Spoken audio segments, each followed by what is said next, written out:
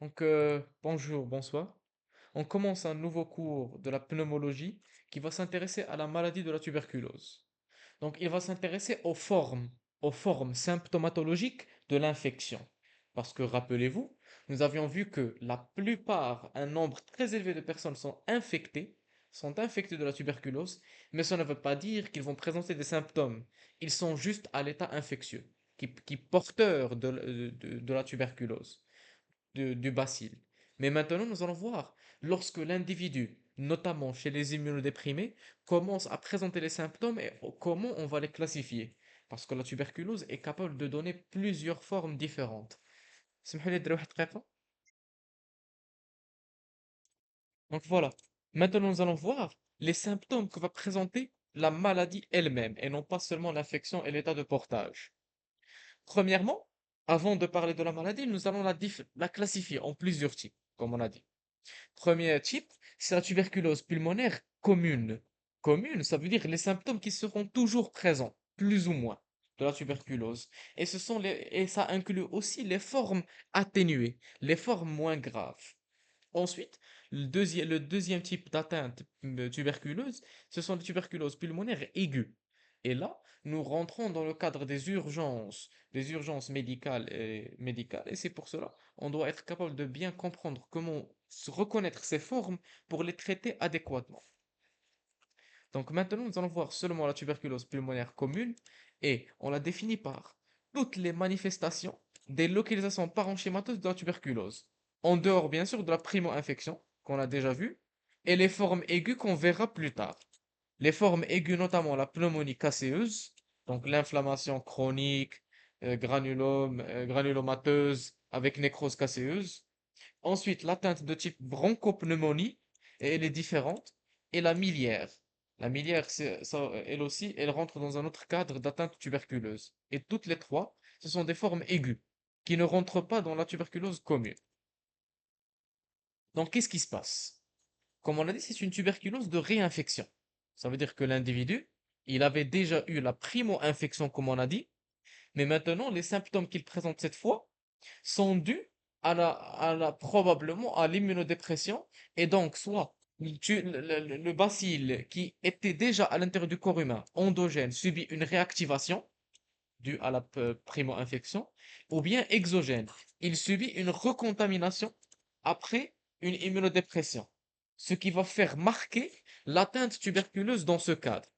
Donc, comme on a dit, soit la réactivation endogène par des foyers préexistants, ou de foyers métastatiques véhiculés par la voie sanguine, surtout comme on a dit lors de la baisse de l'immunité, ou bien une recontamination. Ces deux cadres vont induire une infection et la maladie encore une fois. Donc c'est pour cela qu'il faut faire attention chez les groupes à risque. Les groupes à risque, comme on a dit, la tuberculose, la maladie, elle ne survient pas chez tout le monde.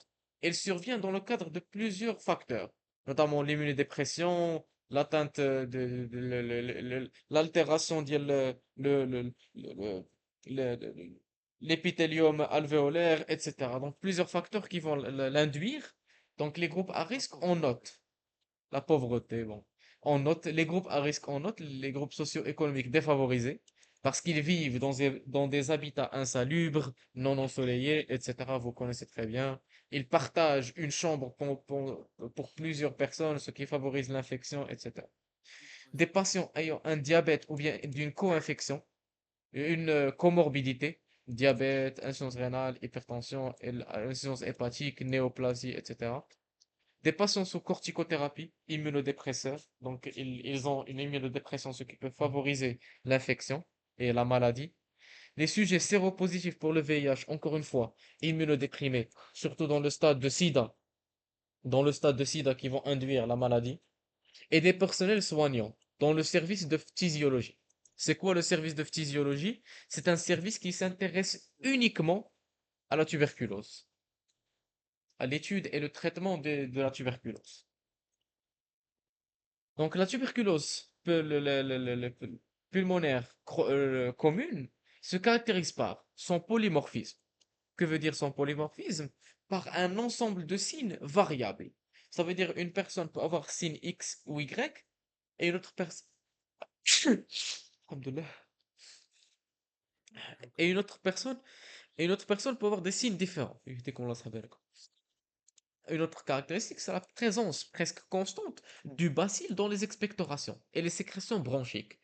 Et c'est pour cela, on peut extraire et prélever ces sécrétions pour faire une étude cytobactériologique afin de mettre en évidence le bacille. Oups. Ainsi que l'efficacité du traitement. Récemment, après avoir raffiné la posologie et l'association médicamenteuse, de nos jours, on utilise une association moléculaire, donc quatre antibacillaires, et c'est un traitement très efficace, de l'ordre de RHZE. Voilà, Inch'Allah, on verra dans le dernier cours le traitement de la tuberculose, il se base sur quoi, ainsi que la posologie, les modalités, etc. Donc, les modalités de révélation. Vous connaissez très bien. La tuberculose, c'est un bacille qui tend vers la chronicité. Ce n'est pas un bacille aigu. Ça ne va pas induire des signes brutaux ou la grave, mais plutôt un début progressif, insidieux. Donc, les signes généraux, on marque l'asthénie, l'anorexie, des signes généraux similaires à presque toutes les infections. L'amaigrissement, la fièvre, sueur nocturne, fléchissement de l'état général, aménorrhée chez la femme, etc. Les signes fonctionnels, on note une toux chronique qui peut être plus ou moins moussante, accompagnée d'expectoration. Les expectorations, elles peuvent être soit muqueuses ou bien purulentes. Ça dépend de l'état de l'infection. Parce que vous devez savoir que le corps humain, il essaie toujours de combattre l'infection. Et donc, il y a des épisodes d'élimination du pus. Donc, les expectorations peuvent être purulentes.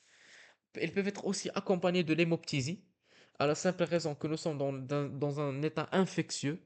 Donc l'état infectieux, ce qui va induire une hypervascularisation des voies pulmonaires, donc les alvéoles, etc.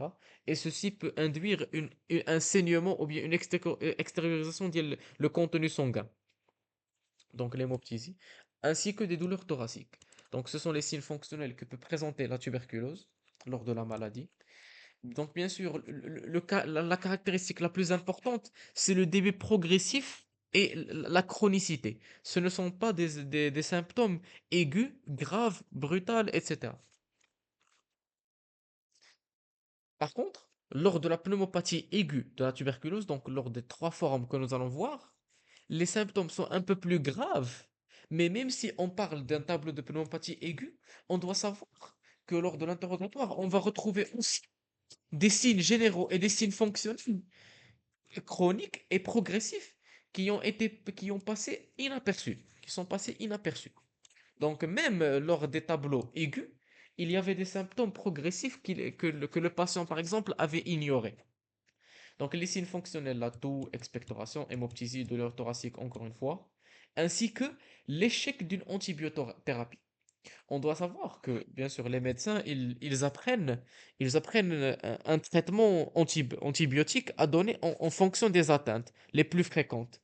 Et parmi ces atteintes, la pneumonie, par exemple, la pneumonie bactérienne.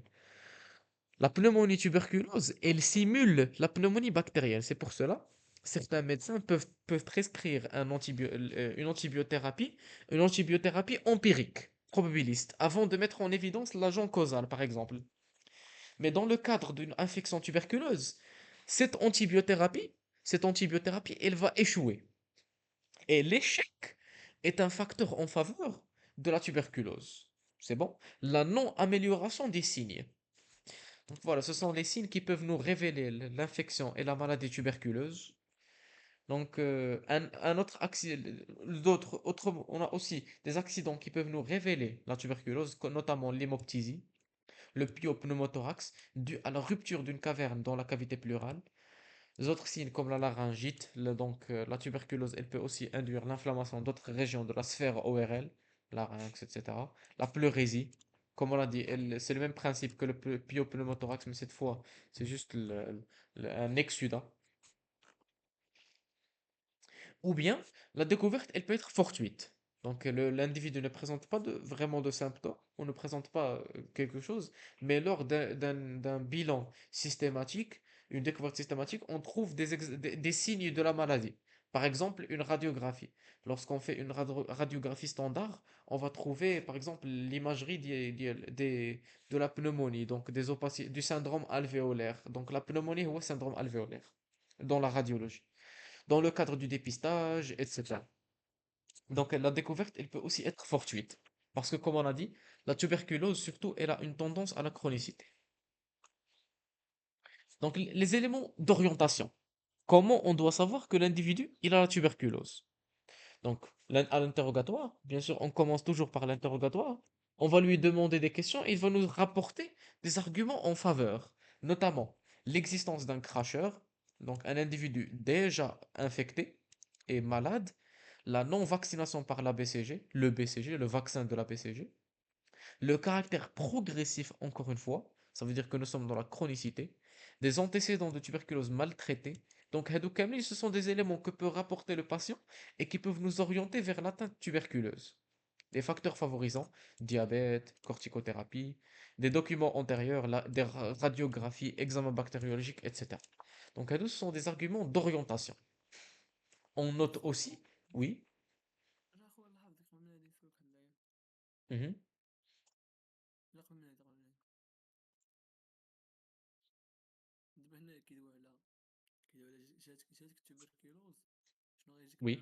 معاها زعما. Oui, les signes associés qui peuvent te pousser à consulter. حيت محمد انا هضر معاك بكل صراحة اذا كان ان individu عنده une toux chronique est-ce que tu penses que c'est suffisant باش يكونسلتي؟ انت في بنومو قول لي واش كاين شي واحد اللي كيكونسلتي على التو كرونيك؟ لا لا. لا صاحبي. دونك لا تو chronique الله يهدينا on l'ignore et donc il ne consulte que lors de l'aggravation des symptômes et c'est pour cela on note هادو حتى هما حيت dans la plupart des cas ce sont ces symptômes qui poussent à consulter bien la douleur ou bien je sais pas la caque. Donc هادو ils peuvent se produire lors de la tuberculose oui هاد les signes. صافي صافي. Très bien. Donc voilà. L'examen clinique, l'état général, il peut être soit conservé ou bien altéré. Ça dépend le degré de l'atteinte et bien sûr s'il consulte précocement ou bien tardivement. L'examen respiratoire, il est souvent pauvre parce qu'on ne va pas vraiment trouver quelque chose. Les râles, on va pas les trouver parce qu'il n'y a pas de sténose ni de problème. La seule chose qui peut se produire, c'est par exemple les râles crépitants, lors il y a le syndrome alvéolaire et la pneumonie. Mais à part ça, il n'y a pas vraiment de symptômes qu'on peut extraire. On peut avoir le syndrome de condensation, bien le syndrome de cavitaire à la radiologie. Et l'examen des autres appareils est aussi très important parce que, comme on dit, la tuberculose, elle peut toucher autres systèmes. Donc le système ganglionnaire, génito-urinaire, ostéo-articulaire, etc. La radiothorax est très utile. Donc elle permet d'évaluer l'étendue des lésions et leur évolution. Donc on peut faire soit la radiothorax standard ou bien la radiophotographie. Donc la radiophotographie, il y a la version la plus petite. Et voilà, la radiographie standard. Donc, qu'est-ce qu'on va trouver? Des opacités. Les opacités, il y a plusieurs types qu'on peut trouver. Les images évocatrices. Donc, premièrement, le siège, d'abord dans la tuberculose pulmonaire commune, ils sont surtout au niveau du sommet. Parce que l'infection, elle est surtout par voie aérienne, par les bronches. Et c'est pour cela qu'elle prédomine au sommet. On va voir lors d'une des atteintes graves, on a une dissémination hématogène. Et dans ce cas, à votre avis, il y a une prédominance où? تحت دابا. Basale, très bien. Donc là, voilà, la forme commune, elle est normale, qu'elle est ainsi surtout répartie, prédominant aux apex, parce qu'il a une ventilation plus que la normale, plus que la base. Donc les aspects, ils sont variables. On peut soit trouver des opacités nodulaires, des nodules, comme des cavernes tuberculeuses, opacité nodulaire, soit des infiltrats, dans le cadre d'un syndrome interstitiel, l'inflammation du parenchyme, des opacités linéaires, l'atteinte des bronches, dans le cas de bronchopneumopathie, ou bien des cavernes. Nous les exemples en plusieurs. Donc les aspects qu'on peut trouver, soit les nodules, les infiltrats, les opacités linéaires et la caverne. Donc les nodules, ce sont des opacités rondes, peu denses, à contour flou. Comme les nodules, on peut avoir soit des micronodules dans le cadre de miliaires, ou bien des nodules normaux, ou bien, bon, je pense pas à des macronodules. Les infiltrats. Les infiltrats, donc, ce sont des plages localisées aux limites floues et hétérogènes. confluentes siègent souvent d'excavation. Donc, les infiltrants, c'est un indicateur du syndrome interstitiel, donc l'atteinte du parenchyme. Les opacités linéaires, lignes opaques de zone, etc., réalisant souvent des images en mailles de filet. Et la caverne. La caverne, c'est l'image la plus évocatrice. C'est comme un abcès, mais tuberculeux. Donc, la plus évocatrice de la tuberculose pulmonaire commune, clarté de 2 à 3 cm de diamètre, d'un liséré, etc., siège parfois d'un niveau liquidien. Parce que vous devez savoir que cette caverne, elle peut subir une excavation. Et donc, lors de l'excavation, il y a un vide qui va nous montrer un niveau hydroaérique. Un niveau hydroaérique. Ces lésions sont souvent multiples et associées. Elles peuvent être soit bilatérales ou bien unilatérales et extensives, disséminées, réparties. Donc voici des images pour nous montrer ce dont on en a parlé. Donc voilà un syndrome هذا نقوله interstitiel. Ensuite ici une opacité en ligne linéaire. Ensuite voilà une opacité voilà هذا هو عاوتاني disséminée avec des limites floues etc. Donc voilà. Alhamdoulilah. يديكم الله يحفظكم. Donc voilà l'infiltrat témoignant du syndrome de l'atteinte interstitielle, des nodules répartis partout et une lésion excavée qui va nous donner une image hydrique, aérique. Parce que l'excavation, ça veut dire qu'elle va être remplacée par de l'air. Le contenu purulent, ou le contenu de la caverne, il a été éliminé. Et donc lorsqu'il va être éliminé, on va avoir le syndrome cavitaire. Donc une cavité qui est remplie d'air. Donc voici d'autres exemples. Voici encore plus marqué le syndrome cavitaire dû à l'excavation de la caverne. Regardez. Vous voyez la clarté au sein d'une opacité, un nodule بين ماشي نوضيو. كان نودول كان نودول هادشي بغيت نقول لك ولا تكافان تبركيلوز. ولات كافيرن le contenu a été excavé éliminé probablement sous forme ديال vomique. Au scanner l'image est plus marquée. Regardez la caverne. Voici une pièce nécropsie, l'anatomie pathologique. Regardez les cavernes avec les atteintes diffuses, l'infiltrat. Regardez, ça témoigne du syndrome interstitiel, donc l'atteinte du parenchyme pulmonaire, etc. Les nodules répartis partout. C'est bon, Bentley comme la forme clinique commune, les différents signes, etc. Donc maintenant, je vais vous demander une question. Nous n'avions vu que les éléments d'orientation. Comment allons-nous confirmer qu'il s'agit réellement de la tuberculose? C'est d'a- d'avoir اكزاكتامون. le BCG في الكراسة. Le BCG في الكراشة غيكراشي ليك الفاكسان لا غادي يشوف الباسيل لا، دوكو. الباسيل دو كوكا صاحبي. غيكراشي الباسيل البيكا دوكو ماشي غيكراشي البيكا وي ماشي البي سي جي راه هو الفاكسان دونك لا بروميير والله ميثود فايتي. فوالا لا فايت. بروميير يلا فايق الله يهديك صاحبي دونك فوالا اكسبير بلاتي اها ياك نعم اكسبير شي حاجه كتسمعني تيست على اها الاصل. كنسمعك وي ياسين المهم قلت لك سميتها اكسبير شي حاجه نسيت ليه المهم expectoration donc on va chercher اه le BK dans les expectorations très bien l'examen cytobactériologique الميثود نعم حتى كندوي على الميثود انايا. انت الميثود ها هي اه اكسبير. سميتها تنشوفها اكسبير شي حاجه كتقلب لك على الباسيل دو كور هي بخومي انتونسيون وكتشوف لك سونسيبيليتي ريفامبيسين ايزونيازي. المهم زيد دوز. داكور ومن بعد عندنا لي زوتر ميثود ديال اللي كتعتمد على الالرجي دونك on parle de l'indice de l'intradermorex la tuberculine qui est un peu moins efficace de nos jours parce qu'il y a une méthode bien meilleure la IDGFA la IDFGA donc on cherche l'interféron gamma donc هادوما les deux méthodes qu'on cherche اه لانترا ديرمورياكسيون في الايغو. لا حتى هنا il est positif حتى في الكومون حتى في الكومي. alhamdoulilah.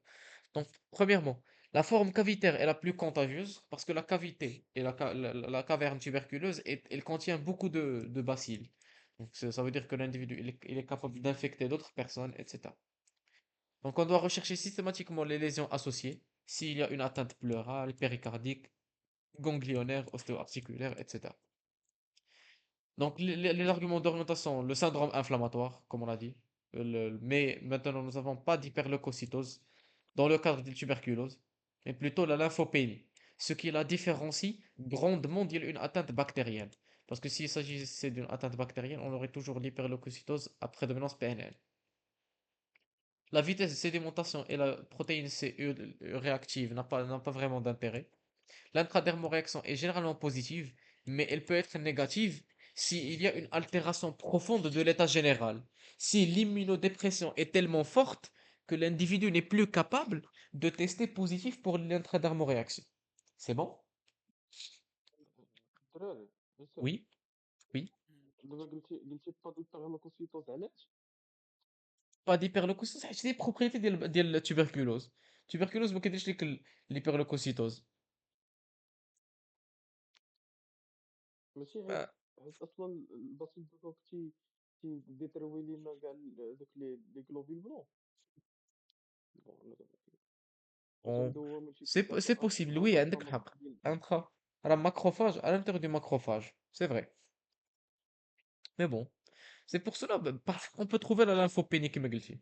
Il ne permet pas aux globules blancs de fonctionner proprement et d'exercer leurs fonctions. Un homme, ils ne sont pas capables de se débarrasser de la tuberculose. ياسر Ensuite, دابا اللحظة oui, قولها لي ماشي.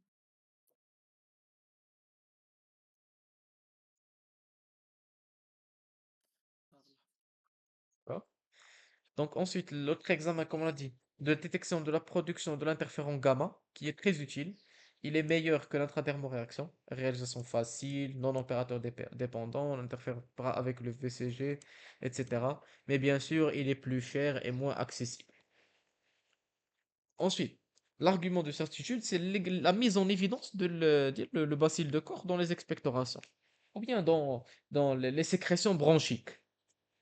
Donc, soit lors de la toilette matinale, par exemple, bon, chez la toilette matinale, plutôt l'expectoration de l'individu matinal, ou bien lors d'un tubage gastrique pour les individus qui ne sont pas capables d'expectorer, notamment les femmes ou bien les enfants, ou bien l'aspiration bronchique. On va aller dans les branches. Si par exemple on a un trouble les cils ne sont pas capables de véhiculer les sécrétions, donc on peut aller les aspirer directement. Donc bien sûr, nous avons le bacille de corps qui est un bacille alcoolo-acido-résistant. Donc c'est pour cela on ne peut pas utiliser la coloration standard. Donc l'examen bactériologique, le premier c'est expert MTB/RIF. Très bien, ou l'examen de première intention. Il permet de détecter rapidement le bacille de corps et tester sa sensibilité aux deux antibacillaires majoritaires principaux, la rifampicine et l'isoniazide. Ben, l'examen direct, l'examen de deuxième intention. La culture. La culture, elle peut se faire seulement sur un milieu solide de type Lowenstein-Jensen ou bien sur un milieu liquide de type MGIT. Donc voilà. La mise en évidence du bacille, c'est la seule preuve formelle et réelle de la certitude de la maladie. Même si on a tous les signes associés, les signes radiologiques, cliniques, biologiques, etc., on ne peut pas vraiment dire à 100% qu'il s'agit de la tuberculose. Ce n'est qu'après la mise en évidence. بحال la parasitologie. La parasitologie, أهم فكرة اللي كنبقاو نعاودو فيها هي أن on n'est pas sûr de l'atteinte que lorsqu'on met en évidence le parasite lui-même. Même la sérologie n'est pas un argument de certitude. Donc voilà, doit entreprendre le traitement antibacillaire. Le moment où les films, on trouve qu'il s'agit d'une tuberculose, qu'elle le traitement. La négativité des bacilloscopies n'élimine pas le diagnostic. C'est pour cela on répète l'examen. Une seule fois n'est pas suffisant. Parce que parfois, l'élimination est périodique dans certains cas. Ça veut dire qu'il peut tester négatif aujourd'hui, mais après quelques jours, il va tester positif, etc. Et le traitement peut être entrepris, surtout dans le cadre des atteintes aiguës. Donc, en présence d'arguments de forte présomption, en attendant le résultat des cultures, et surtout s'il a une forme grave, donc on peut commencer le traitement directement. Voilà. Il y a aussi l'examen histologique. Lors d'une ponction et étude histologique, on peut trouver l'inflammation chronique de type granulomateuse, épithélio-gigantocellulaire avec la nécrose casseuse. Et هذه Vous rappelez-vous, en anatomie pathologique, on avait vu qu'il s'agissait d'une inflammation spécifique. Ça veut dire que lorsque on trouvait cet aspect-là, on pouvait directement incriminer un seul agent causal. Et le seul agent causal qu'on connaît capable de faire cela, c'est la tuberculose. C'est la lésion typique, c'est là. La lésion typique. Très bien. L'évolution. L'évolution, on va la diviser en deux types. L'évolution spontanée, ça veut dire sans traitement. On peut avoir la guérison, c'est possible, mais elle est rare. Si les lésions, elles sont limitées. La stabilisation, elle aussi est possible, mais ça veut dire que la tuberculose, elle va attendre l'immunodépression. Etc. Mais l'évolution la plus fréquente, c'est l'aggravation. Donc l'évolution vers des états plus graves. Donc une tuberculose plus profonde. Donc, accentuation des signes cliniques, altération de l'état général, cachexie, hémoptysie. Cachexie, ça veut dire un état altéré, donc voilà. Un pneumothorax, un pyopneumothorax. Une extension des images radiologiques, ça veut dire aggravation des signes radiologiques. Et la mort, elle se produit surtout par la dissémination tuberculeuse. Soit par la dissémination, qui est la plus fréquente, soit par insuffisance respiratoire due à l'inondation des alvéoles, parce que si nous avons le syndrome alvéolaire bilatéral, donc nous sommes dans l'insuffisance respiratoire aiguë, et ça peut induire la mort, ou bien l'amylose. L'amylose, elle va aussi se produire due à l'inflammation chronique. هادو عاديين كيوقعوا due à l'inflammation chronique. C'est bon jusque-là? Yes. شنو يقبل من الاغرافاسيون؟ Aggravation هي stabilisation. لا فهمنا سنين. Stabilisation. هي زعما الباسيل دو كور كيدير ليه اون كافيرن chez un individu immunocompétent غيدير ليه اون كافيرن كتبقى تسنى بحال لو كيست ايداتيك.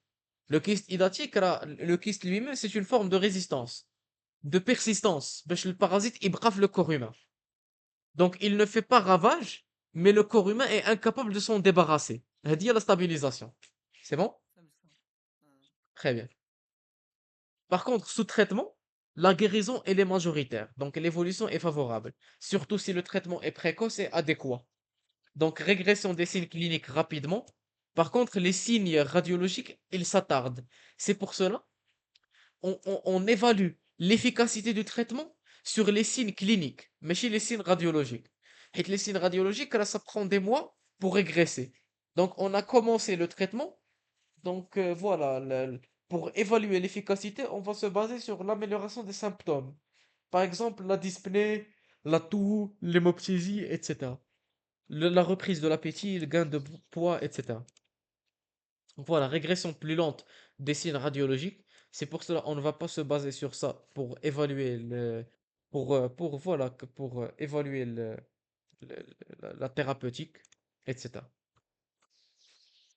Par contre, sous échec d'un traitement, on aura une persistance, c'est-à-dire un bacille qui est résistant.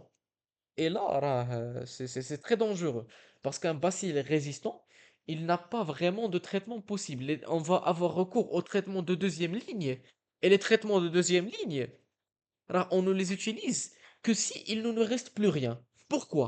Parce que les traitements de deuxième ligne, ils ont des effets indésirables et des effets secondaires graves, notamment l'insuffisance hépatique, راه يقتلوا ليه الفوا. L'insuffisance rénale, etc. Donc le traitement de deuxième ligne, on ne va être capable de traiter la tuberculose dans ce cas qu'après avoir زعما tué ses autres organes. Pas vraiment tuer au sens propre, mais ils vont souffrir. Donc c'est pour cela c'est très grave. Et c'est pour cette raison que le traitement, c'est une association fixe qu'on doit suivre d'une manière systématique. L'automédication ou bien la médication incorrecte, elle va induire vraiment des conséquences graves. Ou bien la rechute. La rechute, ça peut être une réactivation endogène ou bien récontamination. Et là, ce patient, il va subir un deuxième épisode de tuberculose. Donc voilà, reprise évolutive, etc. Donc voilà, c'est tout concernant la tuberculose commune, la tuberculose pulmonaire commune. Mais bien sûr, il faut faire attention aux diagnostics différentiels qui vont simuler les mêmes symptômes. D'abord, les symptômes cliniques, dans le cadre des infections bronchopulmonaires aux autres germes, soit les germes banaux, nécrosomes, les autres bacilles gram négatifs, etc. Ils vont nous donner le même tableau clinique. Aussi, à l'examen radiologique, on peut trouver les mêmes lésions. Par exemple, les cavités, on peut trouver lors de l'abcès bactérien, lors de le kyste hydatique rompu, lors de le carcinome excavé. هادو كاملين on a une image de cavité ou bien hydroaérique, ou bien une image nodule excavé diffuse dans le cadre d'une bronchopneumopathie aiguë. C'est que t'as le même, la même, le même aspect radiologique. C'est bon jusque-là? Ouais. Donc voilà, Ouais. c'est tout concernant la maladie de la tuberculose, surtout la forme commune. Voilà, si vous avez trouvé cette vidéo utile, n'hésitez pas de laisser un like, laisser un bon commentaire, vous savez, ça me fait plaisir. Et on se verra bientôt.